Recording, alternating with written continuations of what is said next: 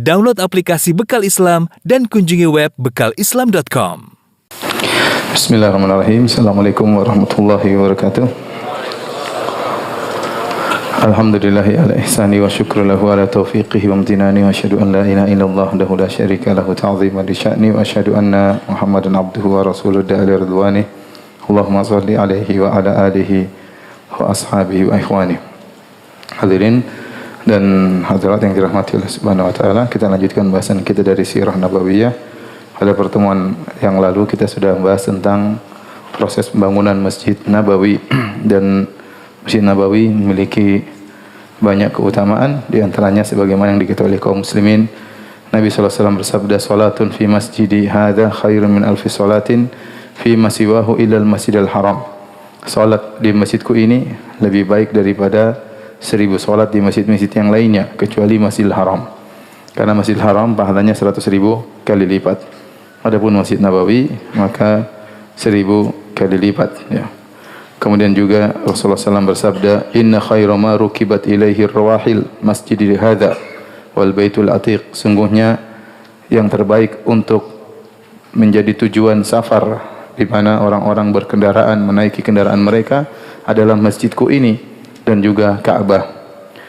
Kemudian juga dalam hadis riwayat Muslim dari Abu Hurairah, Rasulullah SAW bersabda, "Fa inni akhirul anbiya wa inna masjidi akhirul masajid." Aku adalah nabi yang terakhir dan masjidku adalah masjid yang terakhir, yaitu di kalangan masjid-masjid yang dibangun oleh para nabi. Oleh karenanya dalam hadis kata Rasulullah SAW, "La tushaddur rihal illa ila salasati masajid." Tidak boleh seorang bersafar dalam rangka mencari keberkahan suatu tempat kecuali hanya kepada 3 masjid. Al-Masjidil Haram, Masjidil Haram, Masjidil Rasul, Masjid Nabi SAW, dan Masjidil Aqsa. Ketiga masjid itu dibangun oleh para nabi. Masjidil Haram dibangun oleh Nabi Ibrahim alaihissalam bersama Nabi Ismail. Nah, kemudian Masjidil Aqsa dibangun oleh Nabi Sulaiman alaihissalam. Kemudian Masjid Nabawi dibangun oleh Rasulullah sallallahu alaihi wasallam. Maka hanya 3 masjid inilah yang seorang boleh sengaja untuk bersafar untuk meraih keberkahan di tempat tersebut. Adapun tempat lain maka tidak boleh seorang bersafar dalam rangka mencari keberkahan. Contoh, seorang sengaja bersafar dari Jakarta pergi ke masjid Sunan Ampel di Surabaya dengan meyakini bahwasanya di situ tempat berkah. Maka ini tidak boleh, ya. Tidak boleh. Semua masjid selain daripada 3 masjid ini sama saja. Salat di Masjid Istiqlal sama dengan salat di masjid samping rumah antum, ya. Salat di Masjid Demak, Masjid Ampel sama dengan seperti salat di Masjid Tarbiyah, ya. Enggak ada bedanya. Yang beda cuma 3 masjid tersebut spesial karena ketiga masjid tersebut dibangun oleh para nabi. Masjid Al-Haram dibangun oleh Nabi Ibrahim, Masjid Al-Aqsa dibangun oleh Nabi Sulaiman alaihissalam, dan juga Masjid Nabawi dibangun oleh Rasulullah sallallahu alaihi wasallam. Dan di dalam Masjid Nabawi ada suatu lokasi yang sangat mulia, yaitu yang disebut dengan Raudhah, ya. Raudhah, ya. Dalam Sahih Bukhari dan Sahih Muslim, Abu Hurairah berkata, qala Rasulullah SAW bersabda, "Ma baina baiti wa mimbari raudhatun min riyadil jannah." Apa yang ada di antara rumahku dan mimbarku ada taman di antara taman-taman surga, ya. Nabi tatkala mengatakan raudhah dinamakan dengan raudhah, yaitu taman surga, menunjukkan Nabi sallallahu alaihi wasallam motivasi kita untuk bisa beribadah di situ. Karena saja para ulama khilaf apa yang dimaksud dengan taman surga. Ada yang berpendapat bahwasanya taman tersebut, tempat lokasi tersebut akan diangkat ke surga dan dirubah menjadi taman surga yang indah. Yang ada yang mengatakan maksudnya itu hanyalah maknanya kiasan, ya, majazi, bahwasanya Rasulullah SAW memotivasi orang untuk beribadah di tempat tersebut, karena beribadah di tempat tersebut sebagaimana penjelasan para ulama, berdoa, salat di situ merupakan sebab untuk mendapatkan taman surga. Sama seperti Rasulullah SAW menamakan majelis-majelis halaqah zikir, majelis ilmu dengan taman surga, ya. Sama seperti Rasulullah SAW bersabda, fa innal jannata tahta dhilalis suyuf. Sungguhnya surga itu berada di bawah bayang-bayang pedang tatkala berjihad. Maksudnya bukan ada surga di situ, tapi sebab masuk surga di antaranya adalah dengan berjihad di jalan Allah Subhanahu wa taala. Dan ini pendapat yang lebih kuat bahwasanya beribadah di Raudhah adalah sebab untuk masuk surga. Tapi zaman sekarang kalau orang mau ke raudhah memang harus apa? Ngantri ya. Ngantri, kemudian masuk satu rombongan mungkin sekitar 10 menit, kemudian rombongan kedua ya, dan seterusnya ya. Sebagian orang berkata, Ustaz, gimana kita mau salat di raudhah desak-desakan Ustaz? Gimana mau khusyuk? Saya bilang coba aja, tiba-tiba khusyuk nanti di situ. Masuk desak-desakan, tahu-tahu Allahu Akbar, tahu-tahu subhanallah, tenggelam dalam kekhusyuan, bermunajat kepada Allah Subhanahu wa taala ya. Bagi yang bisa beribadah di raudhah maka itu yang terbaik. Kalau tidak maka di mana saja di Masjid Nabawi maka juga baik. Sekarang raudhah diberi tanda dengan karpet berwarna hijau ya. Ya karena yang antri banyak maka dibuatlah antrian ya, karena yang mau ke raudhah sangat banyak sehingga dibuat antrian sehingga bisa rapi dan teratur ya. Dan kalau sudah sampai di sana biasanya 10 menit kemudian pergi ya. Ada sebagian orang bilang sama saya, Ustaz, alhamdulillah saya tadi di raudhah 1 jam. Kok bisa 1 jam di raudhah? Alhamdulillah Ustaz, saya tidak diusir. Kamu karpetnya hijau atau merah? Itu yang saya lupa Ustaz. Kalau karpetnya hijau raudhah, kalau karpetnya merah ya enggak akan diusir karena memang bukan apa? Raudhah ya. Baik, kita lanjutkan bahasan kita tentang al-mu'akhat. Nizam al-mu'akhat, yaitu suatu aturan yang dibuat oleh Nabi untuk menjalin persaudaraan antara kaum muhajirin dengan kaum ansar. Terjadi 2 mu'akhat, yaitu antara kaum muhajirin dan antara kaum muhajirin dengan kaum ansar ya. Tujuannya yaitu agar mereka bisa saling menolong di antara mereka. Karena kaum muhajirin yang berhijrah ke kota Madinah rata-rata mereka adalah orang-orang tidak mampu, atau mereka orang-orang kaya tetapi mereka harus meninggalkan harta mereka dalam rangka untuk bisa beribadah di jalan Allah, bisa beribadah di kota Madinah tanpa diintimidasi, tanpa diganggu oleh orang-orang kafir Quraisy. Ya, saking begitu kuatnya persaudaraan tersebut sampai-sampai dahulu ya, kalau ada di antara mereka yang meninggal maka saling mewariskan ya, saling mewariskan padahal mereka tidak ada hubungan nasab ya, satu muhajiri, satu ansari. Begitu dipersaudarakan, kalau salah seorang di antara mereka ada yang meninggal maka saling mewariskan. Karena persaudaraan tersebut yang bikin adalah Nabi sallallahu alaihi wasallam. Sampai akhirnya dimansuhkan tatkala kaum muhajirin yang dibantu oleh kaum ansar sudah bisa mandiri, sudah bisa tidak lagi bertumpu kepada yang ansari, maka turunlah firman Allah, wa ulul arhami ba'dhuhum aula bi ba'dhin fi kitabillah. Bahwasanya yang memiliki tali kekerabatan rahim lebih utama untuk mendapatkan warisan daripada yang selainnya. Oleh karenanya setelah itu tadinya kaum yang bersaudara muhajirin ansar saling mewariskan, setelah itu putuslah warisan tersebut, jadilah mereka tetap bersaudara tanpa harus saling mewariskan. Jadilah hukum waris sebagaimana yang kita kenal sekarang, yaitu semakin dekat kekerabatan maka mendapatkan warisan.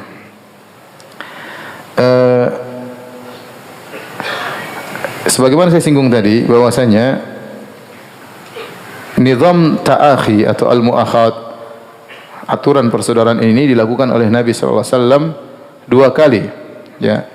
Yang pertama adalah di antara kaum muhajirin dengan kaum muhajirin yang lainnya. Dan ini terjadi di Mekah ya, sebagaimana disebutkan dalam buku-buku sirah ya, karena kaum muhajirin pun mereka bertingkat-tingkat. Ada di antara mereka yang kuat, ada di antara mereka yang lemah, ada di antara mereka yang kaya, ada di antara mereka yang miskin. Maka Nabi mempersaudarakan, kamu bersaudara dengan si fulan, meskipun tidak ada hubungan kekerabatan, kamu bersaudara dengan si fulan, agar mereka lebih saling perhatian di antara mereka, satu membantu yang lain. Jadi Nabi tidak membuat persaudaraan umum.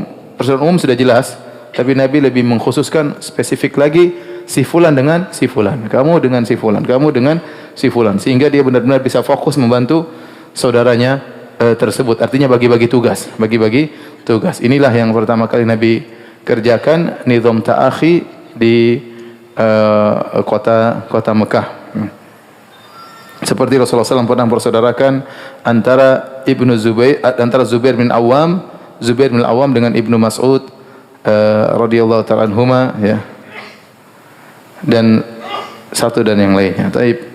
Yang kedua nizam ta'akhi, aturan persaudaraan yang Rasulullah bikin lagi tatkala terjadi hijrah dari Mekah menuju kota Madinah. Maka Rasulullah SAW berkata, ta'akhu fillah akhawain akhawain. Hendaknya kalian saling bersaudara, dua orang. Kata Nabi, akhawain akhawain, dua orang. Maka Abu Bakar As-Siddiq radhiyallahu taala anhu bersaudara dengan Kharijah bin Zaid Ansari. Abu Bakar As-Siddiq Muhajiri. Umar bin Khattab bersaudara dengan Itban bin Malik. Umar bin Khattab Muhajiri, Itban Ansari. Jadilah mereka berdua bersaudara. Abu Ubaidah bin Al-Jarrah radhiyallahu anhu Muhajiri dipersaudarakan dengan Abu Talhah Al-Ansari radhiyallahu taala anhu, menjadilah dua bersaudara. Abdurrahman bin Auf radhiyallahu anhu Muhajiri dari Muhajirin bersaudara dengan Sa'ad bin Rabi' Al-Ansari dari kota Madinah. Jadilah mereka bersaudara. Ja'far bin Abi Talib bersaudara dengan Mu'adz bin Jabal. Musa bin Umair bersaudara dengan Abu Ayyub Al-Ansari. Abu Dzar Al-Ghifari bersaudara dengan Munzir bin Amr. Wa Salman Al-Farisi bersaudara dengan Abu Darda. Salman Al-Farisi bersaudara dengan siapa? Abu Darda. Makanya dalam hadis kita dapati Salman mengunjungi secara khusus Abu Darda karena mereka berdua dipersaudarakan oleh siapa? Nabi sallallahu alaihi wasallam. Di antaranya Talha bin Ubaidillah Al-Ansari Al-Muhajiri disaudarakan dengan Ka'ab bin Malik Al-Ansari radhiyallahu taala anhuma. Kemudian Az-Zubair bin Awam Al-Muhajiri dipersaudarakan dengan Salamah bin Waqsh Al-Ansari. Bilal bin Rabah radhiyallahu anhu dari kalangan Muhajirin dipersaudarakan dengan Abi Ruwaihah Al-Khaz'ami Al-Ansari radhiyallahu taala anhu. Maka akhirnya setelah dipersaudarakan, mereka pun saling perhatian di antara mereka. Sampai-sampai ya kaum Ansar mereka yu'thiruna ala anfusihim. Mereka mendahulukan walau kana bihim khasasa. Mereka mendahulukan keperluan kaum Muhajirin ya daripada diri mereka sendiri, padahal mereka juga membutuhkan. Makanya Allah Subhanahu wa taala dalam Al-Qur'an memuji kaum Muhajirin, kemudian Allah memuji kaum Ansar. Kata Allah Subhanahu wa taala, lil fuqara'i al-muhajirin alladziina ukhriju min diyarihim amwalihim yabtaguna fadlan min Allahi wa ridwana wa yansuruna Allah wa rasulahu ulaika humus shadiqun. Mereka yang diusir dari negeri mereka dan meninggalkan harta mereka, ukhriju min diyarihim amwalihim, yaitu kaum Muhajirin harus pergi meninggalkan negeri mereka dan meninggalkan harta mereka. Banyak di antara mereka kaya tapi harus meninggalkan harta mereka. Kenapa mereka pergi ke kota Madinah? Yabtaguna fadlan minallahi wa ridwana. Mereka mencari karunia dari Allah dan mencari keridhaan Allah Subhanahu wa taala. Allah puji niat mereka. Mereka hijrah karena ikhlas kepada Allah Subhanahu wa taala. Kata Allah Subhanahu wa taala, "Wa yansuruna Allah wa rasulah." Dan kaum Muhajirin menolong Allah dan Rasulnya, ulaika humus shadiqun. Mereka adalah orang-orang yang imannya tulus, imannya benar. Setelah itu Allah memuji kaum Ansar. Walladzina tabawwa'ud dara wal imana min qablihim, dan orang-orang yang lebih dahulu tinggal di kota Madinah ya, dan mereka beriman di sana. Yuhibbuna man hajara ilaihim. Mereka cinta kepada orang-orang yang berhijrah kepada mereka ya. Yuhibbuna man hajara ilaihim ya. Wala yajiduna fi sudurihim hajatan mimma utu, dan mereka tidak mendapatkan dalam diri mereka hasad kepada kaum Muhajirin. Kenapa? Karena dalam ayat seluruhnya kaum Muhajirin disebutkan terlebih dahulu oleh Allah daripada kaum Ansar, sehingga kaum Muhajirin lebih afdal daripada kaum Ansar. Tapi kata Allah, wala yajiduna fi sudurihim hajatan mimma utu, mereka tidak mendapati hasad dalam diri mereka atas apa yang diberikan kepada kaum Muhajirin. Bahkan kata Allah, wa yu'thiruna ala anfusihim, bahkan mereka mendahulukan kepentingan Muhajirin daripada kepentingan mereka sendiri. Walau kana bihim khasasa, padahal mereka juga perlu. Kata Allah, ma yuqashuha nafsihi fa ulaika humul muflihun. Barang siapa yang dijauhkan dari rasa pelit, maka mereka itulah orang-orang yang beruntung. Setelah itu Allah sebutkan orang ketiga. Siapa golongan ketiga? Golongan pertama Muhajirin, golongan kedua Ansar, golongan ketiga adalah kita-kita. Walladzina ja'u min ba'dihim, dan orang-orang yang datang setelah dua golongan ini. Setelah Muhajirin, setelah Ansar, itu kita ya. Yaquluna rabbana ighfir lana wa li ikhwanina alladzina sabaquna bil iman. Mereka mendoakan, ya Rabb kami ya, ampunilah kami dan ampunilah saudara-saudara kami yang telah mendahului kami dalam keimanan. Ampunilah kaum Muhajirin, ampunilah kaum Ansar. Wala taj'al fi qulubina ghillan lil ladzina amanu. Ya Allah, janganlah kau jadikan dalam hati kami ada kedongkolan kepada orang-orang yang beriman. Rabbana innaka raufur rahim. Ya Rabb kami, sungguhnya Engkau adalah Maha baik dan Maha lembut. Maka Allah memuji kaum Ansar dengan mengatakan wa yu'thiruna ala anfusihim. Mereka mendahulukan kepentingan kaum Muhajirin daripada diri mereka sendiri.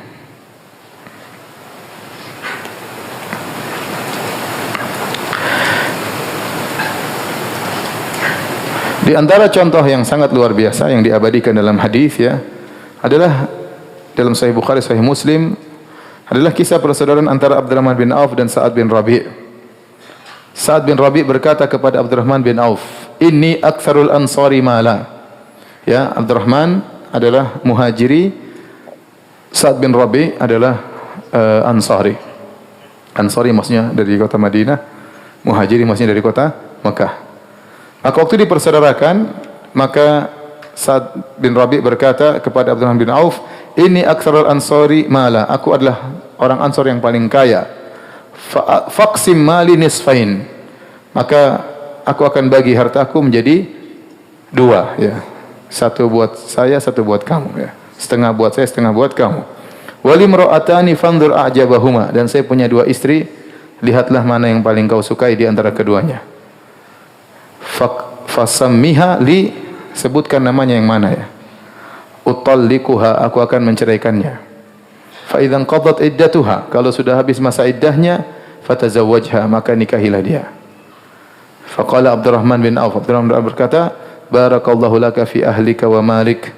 Semoga Allah memberkahi dirimu pada hartamu dan keluargamu. Aina suqukum, mana pasar kalian? Fadalluhu ala suqin min suqi Bani Qainuqa, maka ditunjukkan ada pasarnya orang Yahudi Bani Qainuqa. Maka Abdurrahman bin Auf pun masuk ke pasar tersebut ya. Dia kerja di sana, tidak bawa modal, masuk di pasar, tidak lama kemudian dia pun pulang membawa aqid dan saman, yaitu makanan. Ya. Kemudian besoknya dia pergi ke pasar lagi, sampai satu hari dia datang wabihi atharu sufrah, dan di bajunya ada bekas warna kuning, dan itu menunjukkan parfum wanita tempel di bajunya. Karena parfum para wanita berwarna ya, parfumnya laki-laki tidak berwarna. Demikian para ulama mengatakan. Faqala lahu Nabi sallallahu alaihi wasallam. Waktu Nabi lihat ada bekas parfum perempuan di bajunya, Nabi bertanya, "Mahyam, ada apa ini? Kok ada parfum apa cewek di bajumu?" Kira-kira begitulah. Akhirnya dia mengatakan, "Tazawwajtu imra'atan minal ansar." Ya Rasulullah, aku telah menikahi seorang wanita dari kaum Ansar. Kata Rasulullah SAW, "Ma sukta fiha?" Apa maharnya? Kata beliau, "Wazna nawatin." Yaitu 5 dirham. 5 keping emas. Faqala, "Aulim walau bisyah." Bikinlah walimah meskipun hanya menyembelih seekor kambing. Ini kisah menakjubkan ya, kalau tidak datang dari hadis-hadis yang sahih maka kita bilang ini hanyalah khayalan ya. Bagaimana Abdurrahman bin Auf yang tadinya kaya raya tiba-tiba miskin mendadak, harus meninggalkan hartanya, meninggalkan kekayaannya, meninggalkan perdagangannya menuju kota Madinah, hidup tiba-tiba miskin mendadak. Makanya Nabi SAW kemudian persaudarakannya dengan Sa'ad bin Rabi' yang merupakan orang kaya raya, biar sekufu sepadan ya. Ini dulu orang kaya, sekarang miskin mendadak ya. Ada orang miskin bertahap, ada ya. Pelan-pelan, pelan-pelan, pelan-pelan, pelan-pelan bertahap.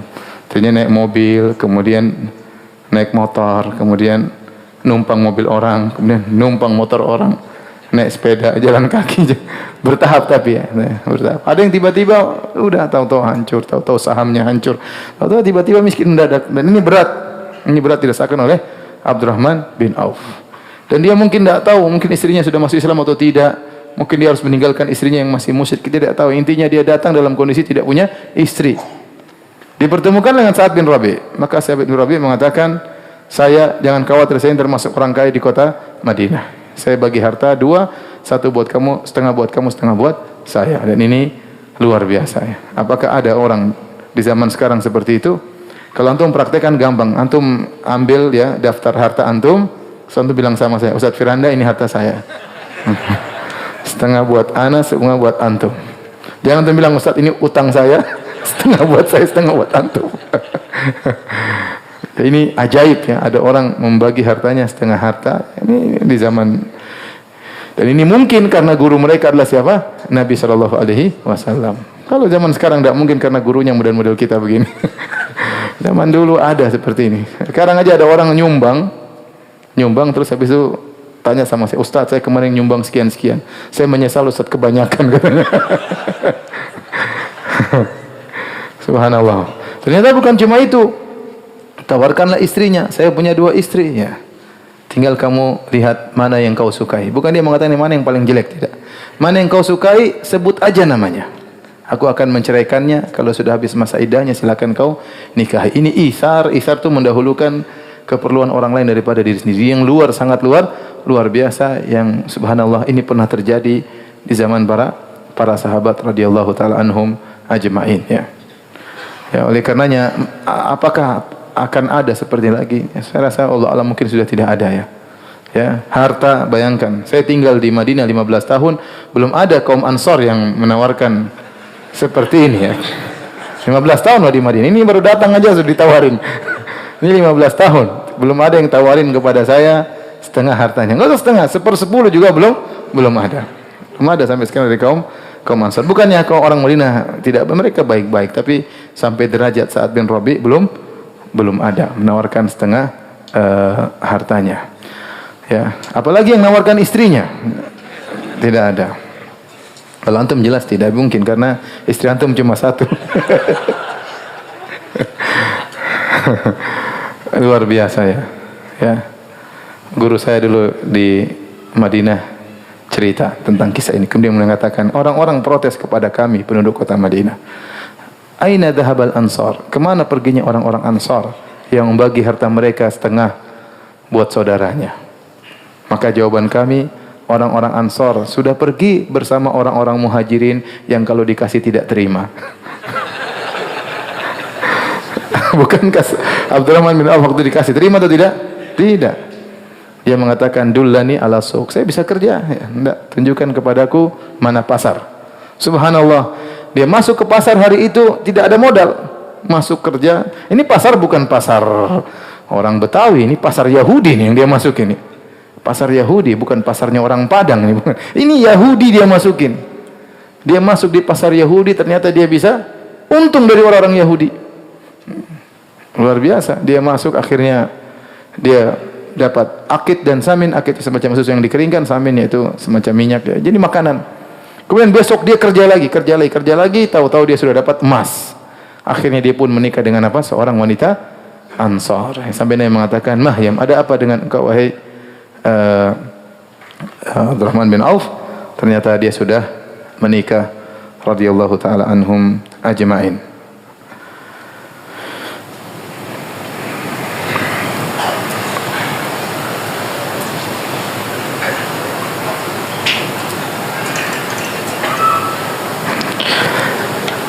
Dalam Sahih Al-Bukhari dari Anas bin Malik, suatu hari da'an Nabi sallallahu alaihi wasallam al-Ansar ila an yuqti'a lahumul bahrain. Suatu hari Nabi panggil kaum Ansar dan Nabi baru saja menaklukkan kota Bahrain dan ada hasil dari Bahrain yang dibawa ke kota Madinah. Maka Nabi panggil kaum Ansar, kemudian Nabi ingin memberikan sebagian hasil dari kota Bahrain untuk kepada kaum Ansar, diberikan kepada kaum Ansar.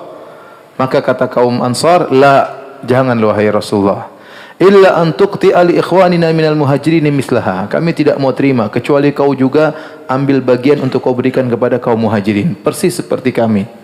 Ya, Masya Allah. Jadi dia tidak bilang, ya sudah sini apa Nabi ya, apa ya. Muhajirin bukan urusan gua, pokoknya gua dapat, enggak. Sampai mereka pasarkan, jangan berikan kepada kami sampai anda juga berikan kepada kaum muhajirin. Maka Rasulullah SAW berkata, innakum satarawna ba'di atharah. Sungguhnya sepeninggalku kalian akan melihat atharah, yaitu sekelompok orang yang hanya mengutamakan dirinya sendiri. Fasbiru hatta talqauni alal haud. Bersabarlah kalian sampai kalian bertemu dengan aku di al-haud, di telaga Nabi sallallahu alaihi wasallam.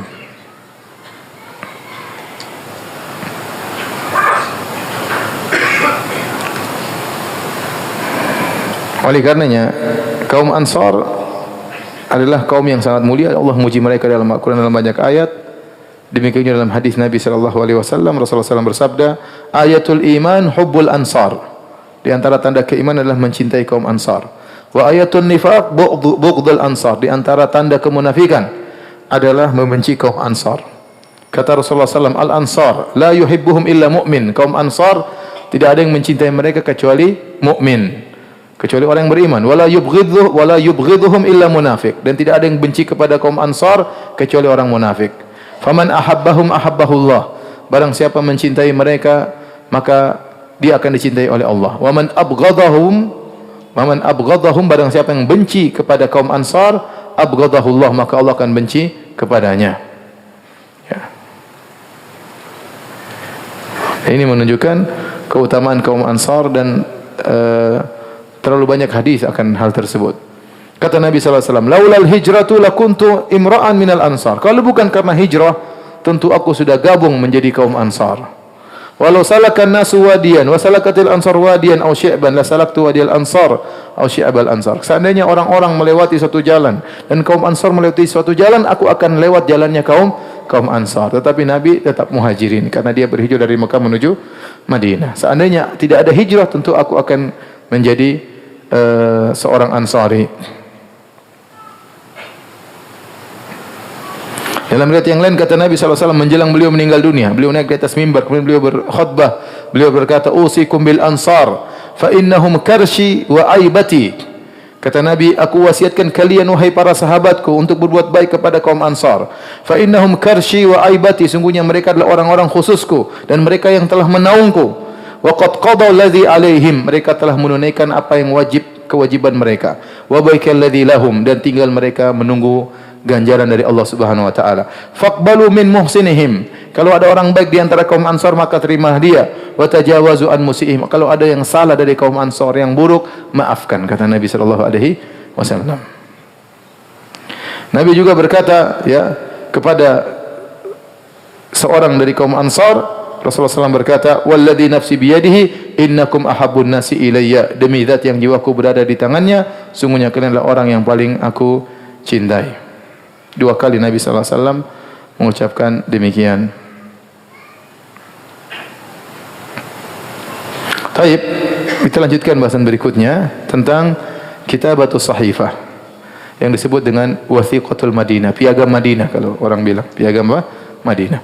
Masalah Piagam Madinah ini datang dalam beberapa riwayat, sebagian riwayat dalam Sahih Bukhari, dalam Sahih Muslim, tapi dia hanya cuplikan-cuplikan kecil dari bunut, dari poin-poin yang tertulis dalam Piagam Madinah tersebut. Kebanyakan poin-poinnya datang dalam riwayat-riwayat yang lemah, ya, dalam riwayat yang lemah. Tetapi sebagian ulama mengatakan saling menguatkan satu dengan yang lainnya. Tapi piagam itu pernah terjadi, yaitu Nabi SAW menulis perjanjian seakan-akan seperti tata negara antara kaum muslimin dengan orang-orang Yahudi. Karena waktu Nabi SAW sampai di kota Madinah, ternyata bukan cuma kaum Ansar yang tinggal di situ, ada kelompok-kelompok lain yang tinggal, seperti di antaranya orang-orang Yahudi. Di situ ada 3 suku besar dari Yahudi, pertama Bani Qainuqa, kemudian Bani Quraidah dan Bani An-Nadir. Jadi ada 3 suku, Bani Qainuqa, Bani Quraidah dan Bani Nadir. Maka Nabi SAW perlu menulis suatu perjanjian yang disepakati oleh kaum muslimin dan disepakati oleh mereka berkaitan dengan negara yang mereka tinggal bareng-bareng di situ. Ya. Bagaimana kalau ada musuh datang dari luar? Bagaimana kalau ada Quraisy datang menyerang? Karena Nabi sudah diperangi oleh orang Quraisy sejak Nabi di sana. Dan kemungkinan besar mereka akan datang menyerang kota Madinah. Maka Nabi harus mengamankan, harus ada perjanjian dengan sesama penduduk kota Madinah. Di antara penduduk kota Madinah orang-orang Yahudi. Ini perkara duniawi, ya. Tidak jadi masalah, ya. Perlu ada perjanjian di antara muslim dengan non-muslim yang disepakati bareng-bareng, ya. Namun ternyata orang Yahudi mengkhianati perjanjian tersebut. Mulai dari Bani Qainuqa, kemudian pengkhianatan dari Bani Nadir, kemudian terakhir Bani Quraidah dalam perang Khandaq. Mereka pengkhianat seluruhnya. Tapi asalnya Nabi membiarkan mereka tinggal di kota Madinah. Nabi tidak memaksa mereka untuk masuk Islam, tapi Nabi terus dakwahi mereka. Nabi membiarkan mereka menjalankan aktivitas mereka sebagai seorang Yahudi, beribadah dengan agama mereka. Nabi biarkan. Enggak ada masalah. Ya. Namun akhirnya mereka berkhianat, akhirnya diusir oleh Rasulullah sallallahu alaihi wasallam.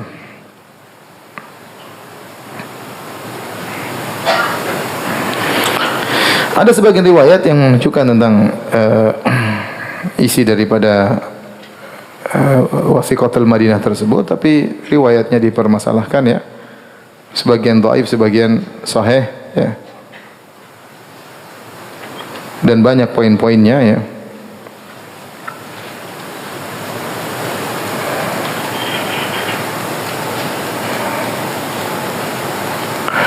Di antaranya isi poin dari, jadi ada poin-poin berkaitan antara kaum muslimin dan ada poin-poin berkaitan antara kaum muslimin dengan orang Yahudi. Ya. Di antaranya Nabi berkata dalam poin tersebut disepakati oleh kaum muslimin dan orang Yahudi, yunfiqul yahudu ma'al mu'minin madamu muharibin. Bahwasanya kalau ada peperangan, ya, maka yang berinfak, artinya yang ikut andil dalam pembelian persenjataan peperangan adalah Yahudi dan kaum muslimin seluruhnya sebagai warga negara. Ya, yang perang jangan orang Islam aja. Orang Islam dan Yahudi juga ikut perang membela apa? Negara. Kemudian Nabi SAW berkata, Yahudu bani Aufin ummatun ma'al mu'minin. Lil Yahudi dinuhum walil muslimina dinuhum. Yahudi dari bani Auf, salah satu umat bergabung bersama kaum mukminin, mungkin ada tahaluf di antara mereka, ada persekutuan, perjanjian. Namun kata Nabi, lil Yahudi dinuhum, bagi Yahudi agama mereka, walil muslimina dinuhum, kaum Islam juga ada agama mereka sendiri. Ya. Terjadi toleransi di antara mereka, namun tidak ada percampuran apa? Agama. Ya. Nabi mengatakan, lil muslimin, lil Yahudi dinuhum, Yahudi punya agama sendiri, orang Islam punya agama sendiri. Oleh karenanya Rasulullah SAW terus mendakwahi mereka agar mereka masuk Islam.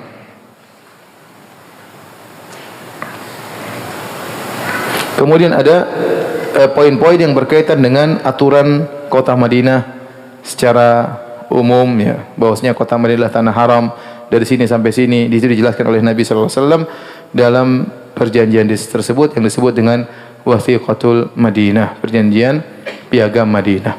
Piagam Madinah ini ya sering dijadikan dalil oleh orang-orang liberal untuk menyatakan bahwasanya semua agama benar.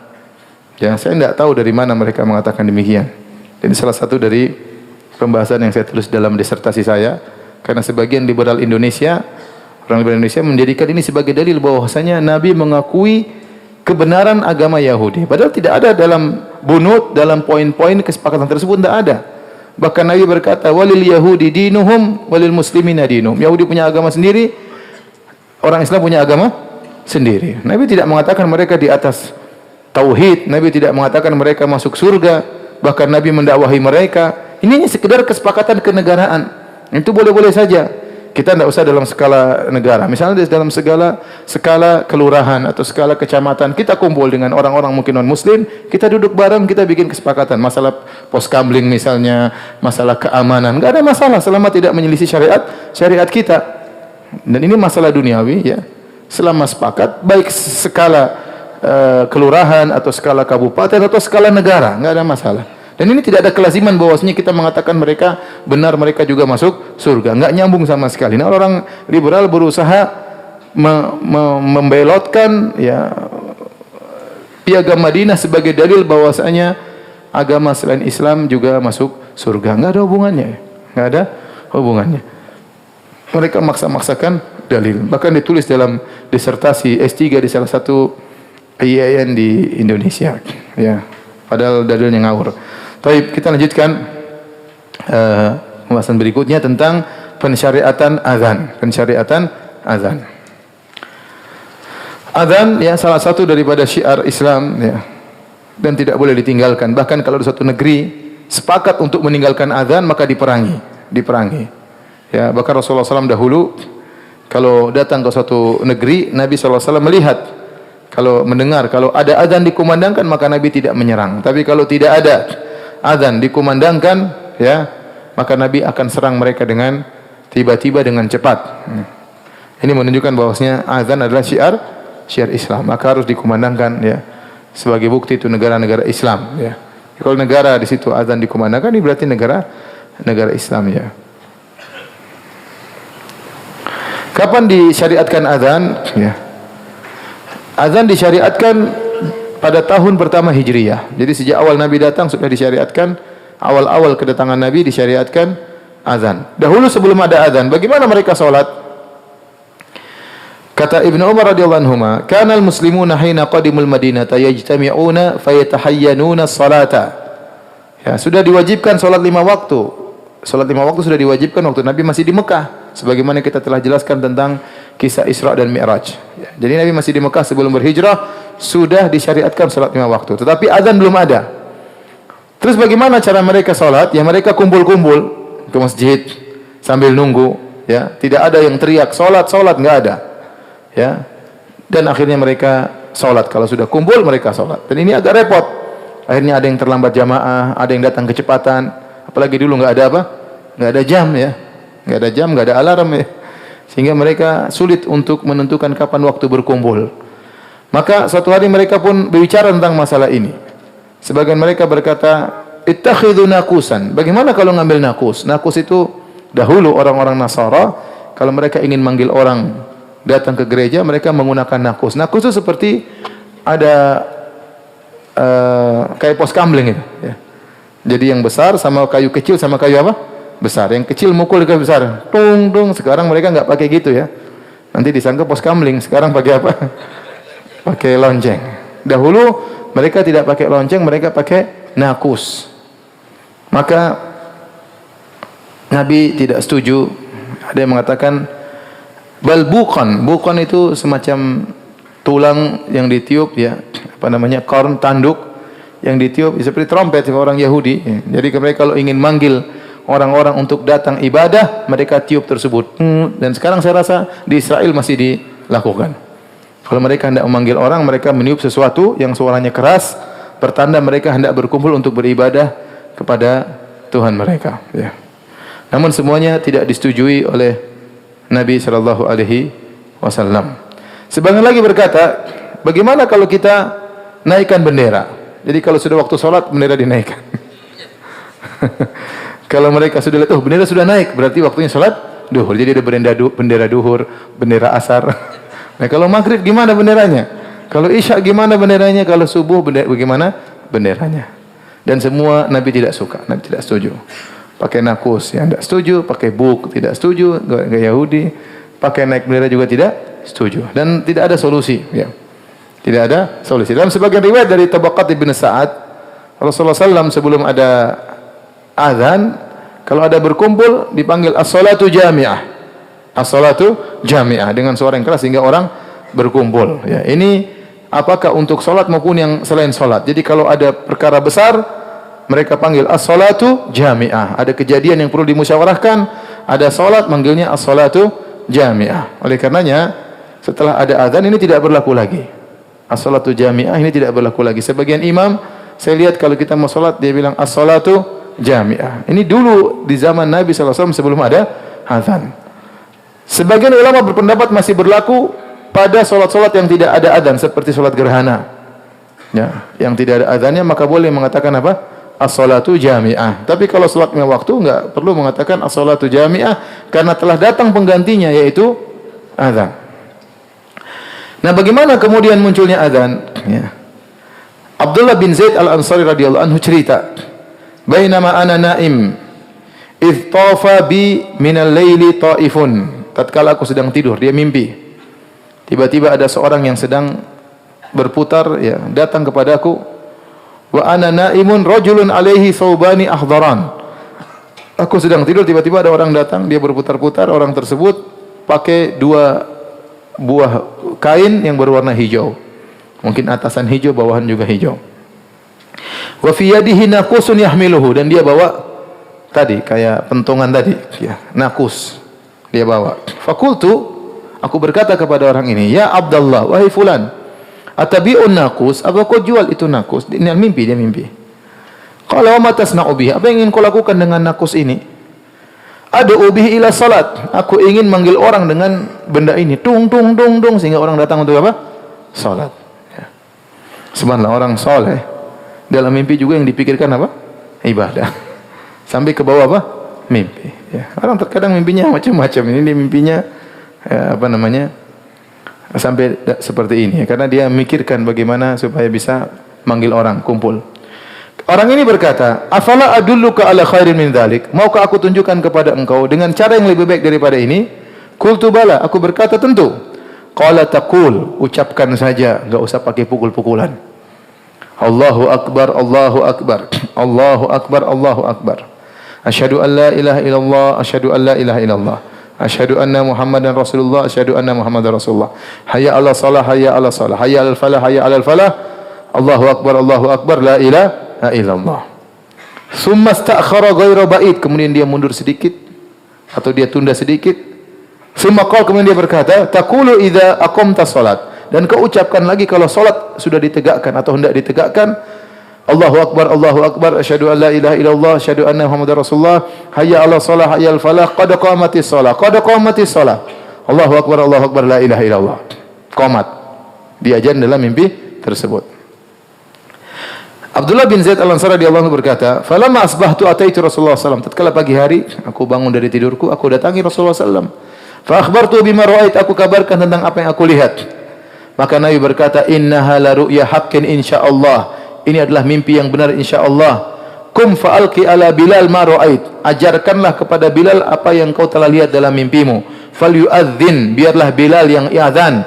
Fa innahu anda sautan minka, karena dia suaranya lebih keras. Ada yang mengatakan lebih bagus daripada suaramu. Anda ini ada makna yang disebut oleh para ulama dua. Ada yang mengatakan lebih kuat suaranya, ada yang mengatakan lebih indah suaranya daripada suaramu. Fakumtu ma'a Bilal, ya, maka aku pun berjalan bersama Bilal. Faja'altu ulqi alaihi, maka aku pun ajarkan kepada Bilal untuk mengucapkan demikian. Maka Bilal pun berteriak, Allahu akbar, Allahu akbar. Ya, azan diajari oleh Abdullah bin Zaid. Ucapan ini lagi, Allahu akbar, Allahu akbar.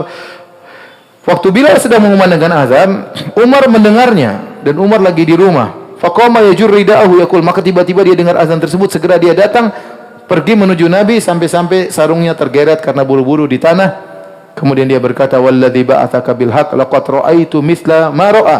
Sungguh aku telah lihat dalam mimpi seperti apa yang dilihat oleh Abdullah bin Zaid. Rasulullah berkata, falillahil hamd. Maka segala puji bagi Allah. Maka sejak itulah berubah atau datang syariat baru namanya syariat azan. Oleh karenanya dari sini kita tahu syariat azan, ya. Untuk azan maka dicari orang yang suaranya apa? Keras, ya. Kalau suaranya bagus juga enggak apa-apa, sebagian dalam satu tafsiran, ya. Yang penting keras bisa didengar oleh banyak orang. Kemudian dianjurkan untuk naik di tempat yang tinggi, ya. Sekarang sudah tidak perlu karena sudah ada mikrofon, ya. Ya, kalau dulu untuk suara terdengar harus naik ke atas, kemudian teriak Allahu akbar, Allahu akbar. Adapun iqamat, ya, tidak harus, karena iqamat untuk orang yang hadir. Untuk orang yang hadir, makanya dibaca pun cepat, Allahu akbar, asyhadu an la ilaha illallah, asyhadu anna Muhammadar Rasulullah, hayya 'alas shalah, hayya 'alal falah, qad qamatis shalah, telah tiba waktu salat, telah didirikan salat, qad qamatis shalah, telah didirikan salat, Allahu akbar, la ilaha illallah. Ya, beda dengan azan di tempat tinggi kemudian suara yang tinggi. Berapakah tukang azan Nabi sallallahu alaihi wasallam? Tukang azan Nabi ada 4, yaitu Bilal bin Rabah, kemudian Abdullah bin Ummi Maktum, Abu Mahdhurah dan Sa'ad Al-Quradh, ya. Sa'ad Al-Quradh.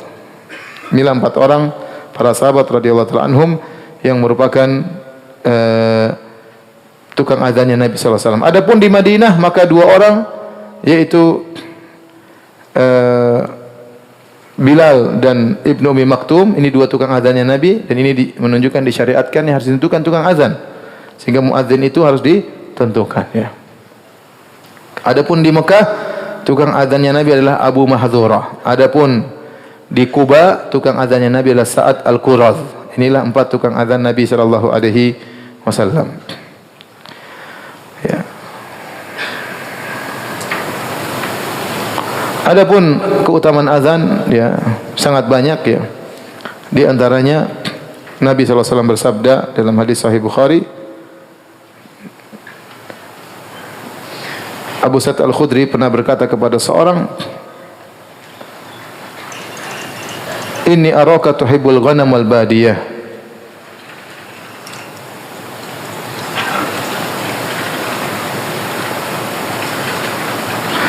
Saya melihat engkau, kata Abu Sa'id Al-Khudri kepada salah seorang, Dia berkata, saya lihat engkau suka kambing dan suka di pedesaan. Fa idza kunta fi ghanamik aw badiyatik, kalau kau ternyata sedang lagi mengembalakan kambingmu atau kau sedang berada di kampung, di pedesaan, fa adzanta bis salat, lalu kau azan untuk salat, farfa sautaka bin nida, maka angkatlah suaramu dengan azan tersebut.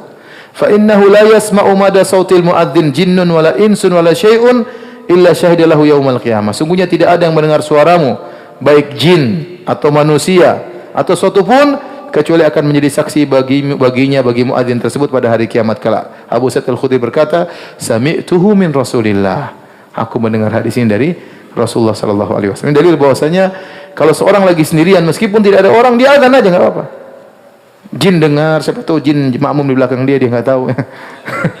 Pokoknya dia azan aja. Dia azan, kalau ada jin dengar, suatu hari di hari kiamat jin akan menjadi saksi. Ya Allah, aku pernah mendengar dia azan. Ya.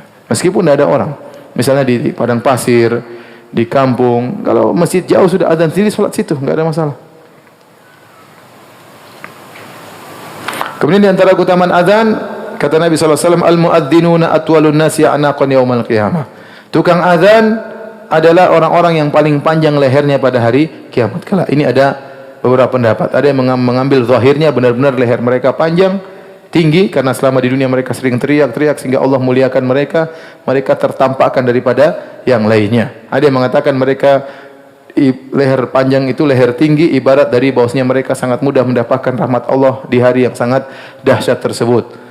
Ya, sampai-sampai saya katakan ada khilaf di kalangan para ulama mana yang lebih afdal, apakah muadzin ataukah imam. Sebagian ulama berpendapat imam yang lebih afdal, sebagian ulama berpendapat muadzin lebih afdal, karena seorang muadzin jika mengumandangkan azan, orang-orang datang, maka pahala orang-orang datang itu semua lari kepada dia. Karena dia yang berkata, hayya 'alas shalah, marilah menuju salat. Hayya 'alal falah, marilah menuju kemenangan. Akhirnya yang tadinya tidur bangun datang salat, maka pahalanya ngalir kepada muadzin. Mana lebih afdal, muadzin atau imam? Antum pilih jadi muadzin. Baik, sampai di sini saja ya. Azan, insyaallah kita lanjutkan tanya jawab.